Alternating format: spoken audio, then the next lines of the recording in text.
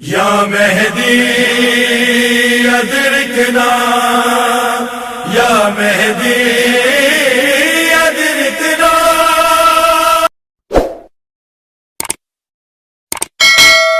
ہم لوگ کیا کہتے ہیں؟ ہم لوگ کہتے ہیں اسلام اس لیے پیچھے ہے کہ اسلام کے خلاف سازشیں بہت ہوتی ہیں. سامراج اسلام کے خلاف سازش کرتا ہے، امریکہ ہے، اسرائیل ہے، وغیرہ وغیرہ ہیں، ہندوستان ہے، یہ سب کیونکہ سازش کرتے ہیں اس لیے ہم پیچھے ہیں. ہماری ترقی نہ کرنے کا سبب یہ سازشیں ہیں.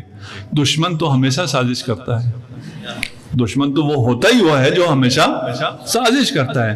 مسئلہ یہ سوال یہ ہے کہ ہم سازش کا شکار کیوں ہو جاتے ہیں؟ ہم اتنے کمزور کیوں ہیں کہ ہم سازش کا شکار ہو جاتے ہیں؟ ایک ویسٹرن اسکالر ہے، اس نے بھی یہ لکھا ہے، اور جو اسلام کے پیچھے رہنے کی وجوہات ہیں اس میں سے سب سے بڑی وجہ یہ ہے کہ مسلمانوں نے عقل کو چھوڑ دیا. مسلمانوں نے عقل کو چھوڑ دیا. کیسے ممکن ہے کوئی اپنی عقل کو چھوڑ دے؟ اس لیے کہ انہوں نے در علم کو چھوڑ دیا.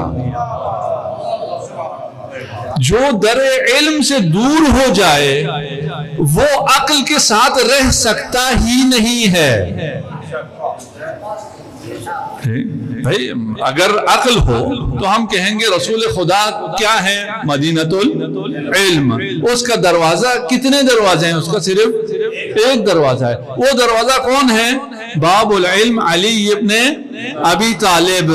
اگر شہر علم ہے اور جو کچھ بھی ملنا ہے وہ اسی مدینہ سے ملنا ہے، اسی سے ملنا ہے، تو پھر تم دروازہ چھوڑ کے کہاں جا رہے ہو؟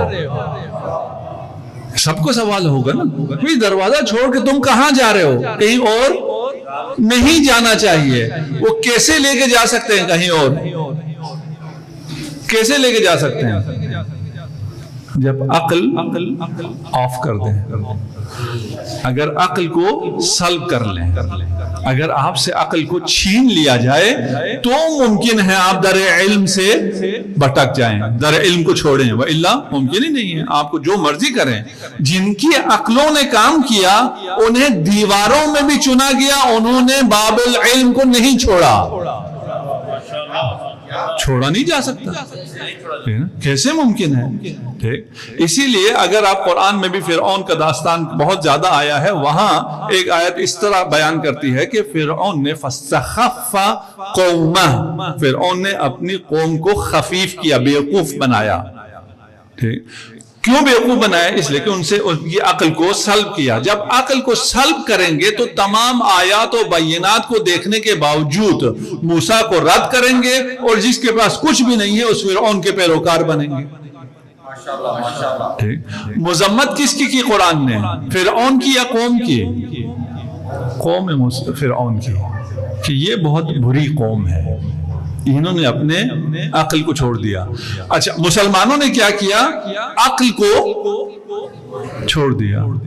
جب عقل کو چھوڑ دیا اور نقل پر بھروسہ کیا، نقل سمجھتے ہیں؟ اردو والے نقل نہیں، عقل کے مقابلے میں نقل یعنی روایت.